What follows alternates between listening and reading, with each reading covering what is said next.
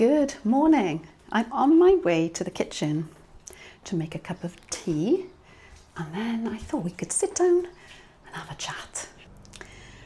I am honestly overwhelmed by the amount of new followers and the amount of comments I've been getting on my last couple of videos, most of which have been about retiring at the age of 56 and a little bit about finances. So thank you so much for the following and for the comments. Now, I'm really happy to see that there are a lot of you who are like me, who've left careers, jobs, and a lot of us don't have big incomes. But the ones that I've read, you're left work and you have enough. You're enjoying your retirement. You're expressing gratitude for the freedom you've got, the joys of simple living. So, well done you. Let's give ourselves a big pat on the back for having escaped careers, jobs, a fairly awful work experience for some. I'm every day thankful that I don't have a boss any longer. Sure, some days are tough for other reasons. Life gives you knocks some days. But at least I don't have to wake up and dread what I'm walking into, what emails I'm going to get, what phone calls, what expectations are being placed on me today that I can't possibly meet. So for lots of you watching this video, I might be preaching to the converted. You might be, I totally get you. I've done exactly what you've done. Welcome anyway, because I will be doing videos of what I'm doing. You might be interested in watching that. And many of you have said that my camper van trips and things you're really interested in.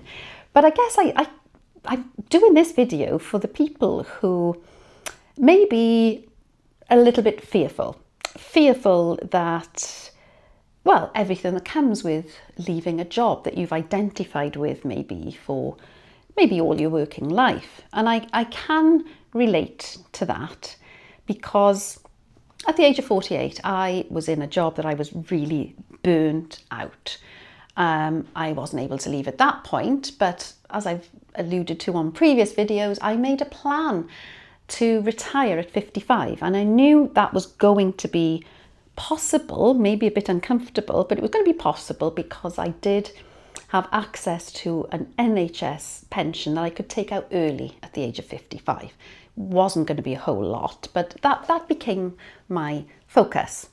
And I think for me, as much as work was stressful, once I'd made that plan and I articulated, I told people, maybe I didn't tell my boss, but my family knew, this is my plan.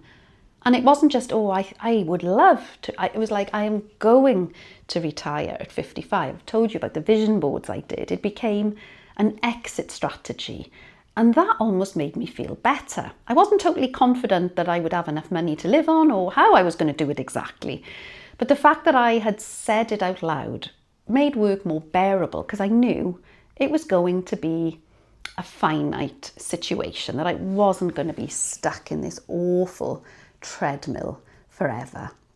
Now, I think once you've made that plan, you don't really need to know the exact step-by-step process. Some people are really good at doing that, mapping out step by step. For me, I suppose I put my faith in the universe, as I call it. And I think some of you watching this are spiritual from some of the comments I get. Some of you may be totally not. My personal belief is in a higher power. Some people are religious. To me, it's the same thing. It's the belief in something that we can't know for sure what it is, but it's a faith that there is some power that's much bigger than us that we can communicate with. And for me, my communication with this higher power was through vision boards, manifesting a belief and starting to tune in to my gut. And I believe this is the key.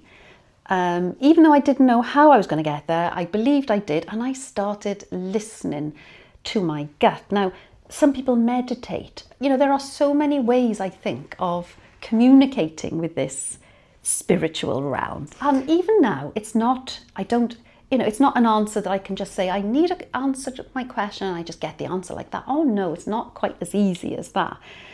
But I do tune in a lot more to my feelings, and I take note of them now because I know I can point to the exact situation over the years where I've overrided my gut, done something, and I've regretted it, and I've thought I should have listened to my gut.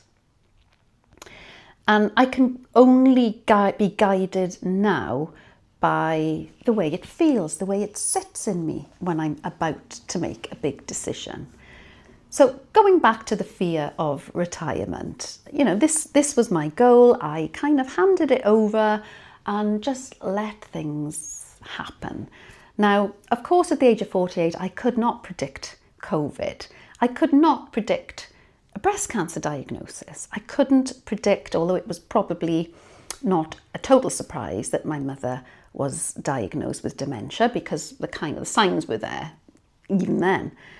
I certainly couldn't have predicted that my sister was going to be diagnosed with an illness and die within 9 months of that diagnosis. There's so many things that we can't know. But each one of those events were little marks along the way where I knew I was on the right path. I was able to recover from that diagnosis of breast cancer, to recover from the flipping awful treatment, to be around during COVID, to not be fearful of when furlough was going to run out. I had the injection of capital, frankly, from my breast cancer diagnosis when I had my critical illness. And I was around, and I'm glad to do my best to look after my mother. I failed in the end. And maybe that's a subject for another video, because I know a lot of you commenting are either dealing or managing caring for a loved one with dementia, or have done in the past. But also my sister, I am so pleased I didn't have to go to a boss and say, I'm sorry, I need some time off, and have to negotiate with that, and whether I take holiday time or whether I take unpaid leave. I was not working. I could devote myself. And I am so thankful for that we could spend that time. We did not know that she was going to, it was going to be so sudden, and that she was going to die much quicker than we thought. But I'm glad that I was around with her for that quality time. So for those of you who are fearful, I'm not going to attempt to change your minds at all. But if there's any advice that I would give, it would be, maybe, have you made a plan? Have you got an exit strategy? Even if it seems so impossible at the moment that you're not going to be able to leave work right now, is there an exit strategy or some plan that you, even woolly as it might be, and then get that sort of, right, okay, I can't leave now, but if I pay down my debt, if I do this, I can maybe in this amount. I don't know for your situation, but having an exit strategy is a huge, for me anyway, it was the start of feeling that I was taking back control. The second thing I would say is, I know a lot, I've spoken to people who have said to me, I don't know how you can retire on so little money, because, they say to me, I've actually had this conversation with someone. My pension would be 30,000 a year, and there's no way I can live on that. And I have to kind of pick my jaw up off the floor at that, because I'm nowhere near living on an income of 30,000 a year. To me, that's a generous income. But I guess it depends on your outgoings, of course. So I think everyone has a very relative view of how much money they need to live on. But for my mind, the income you need in retirement is nothing like the income you need when you're working. It's a lot less.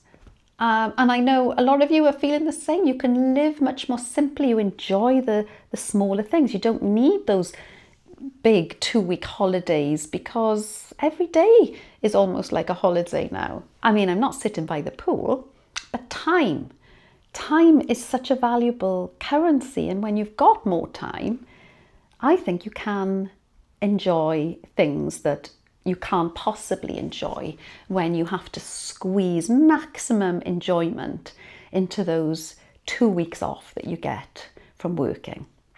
Another thing is that I'd like to say is sometimes the fear of not having enough money is almost like an excuse almost, because the fear of not having enough money isn't the real reason that you might be hesitating to go. It might be more you're fearing a loss of identity or a loss of status, particularly if you're in quite a high power job where you've got a certain rhythm in work, a certain amount of respect, maybe you're managing others. To not have that, to not have a structure, to not have to get up at a certain time, to not be driving to meetings and your day is taken up. It's kind of almost taken out of your hands when suddenly you've got yawning weeks and months with no plan. That can be quite devastating. And I suppose I've had periods of that since I left work where I'm drifting around not really knowing what I'm doing. And that wasn't ever a retirement that I wanted. I wanted time to go off and explore in my camper van, do nice trips, but also, like I said to you before, I didn't want to give up work. And I suppose what is retirement? That's kind of what it boiled down to, I suppose. For me, retirement didn't mean not working and every day being a holiday. It was not having a boss, whether that was a corporate boss or a boss in a minimum wage job. You inevitably have bosses, whatever job you do, unless you're self-employed. But even if you're self-employed, there are still pressures on you when you're having to go to work every single day. So retirement for me wasn't sitting on my backside all day long or going on endless holidays, although I do feel like going off in my camper van as much as I do is almost an endless holiday. I've talked before about being having a purpose, and I believe I found my purpose in doing my videos, doing my ASMR, communicating with you. This it's not really work. I enjoy doing it, and like I've said, it does monetize me a little bit, which when added to my small pension suddenly makes life really doable. And yes, in the UK, I get my old age pension or the state pension. I've still got 8 years, at least 8 years before I get that. If I could entice anyone who is sitting there thinking that fear of the loss of status, I think maybe if you've got something that you really love doing, it does help, definitely helps. But even if you're in that mindset that, you've got a job and you're afraid because you don't know how you're going to fill your days, and let's be honest, I'm sure we all know people who've retired and absolutely hated it. I know a few. Well, there is nothing wrong with going back into the workplace.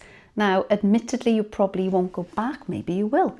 But for me, it was never about going back to the position I'd left.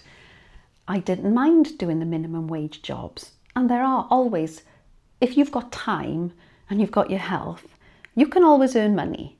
And it may not be what you want to do, but it's a means to an end. So I would say that, if you're really hating your job and it's making you unwell, as it was me, then there are other options. And it might be taking paid work, maybe going part-time, or just a less stressful job. If you've got a passion or you enjoy doing something, there might be ways to monetize it. And I've done a video about the books that sort of changed my life. And if any of these relate to you about finding ways to monetize something that you love doing, then I've suggested a book, Be a Free Range Human there. And that brings to mind another comment that I've had from someone who was spot on with the way I feel about it. Sometimes the fear of not having enough money comes from the way that we've been socialised about the exchange of money for work.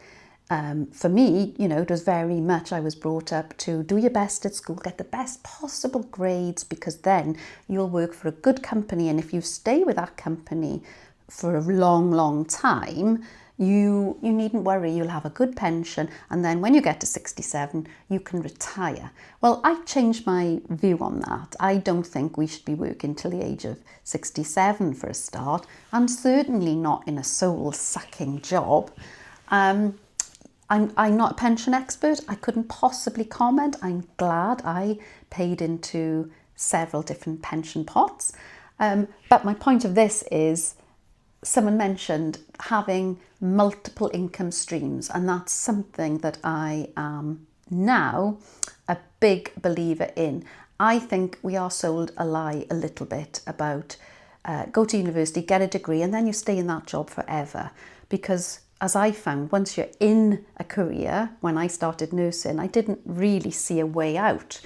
And I did. I was quite stubborn, and I got out of nursing and I went into sales, which was sort of related. But there was a lot of family opposition to what I was doing. A lot of colleagues in nursing were telling me it was a very, very bad idea. I have no regrets at all about changing careers. And I think anyone, if they feel that they're in the wrong job, should be able to pivot and change careers. But it does come with a lot of stress. And I think if you can find some way, particularly in now in the 50s plus, when you are maybe not wanting or able to retire right now, but you're thinking of backpedaling a bit and taking on a little bit less, my advice would be to find multiple income streams. As I said, for me, yes, I've got a pension pot, I've got a monthly pension.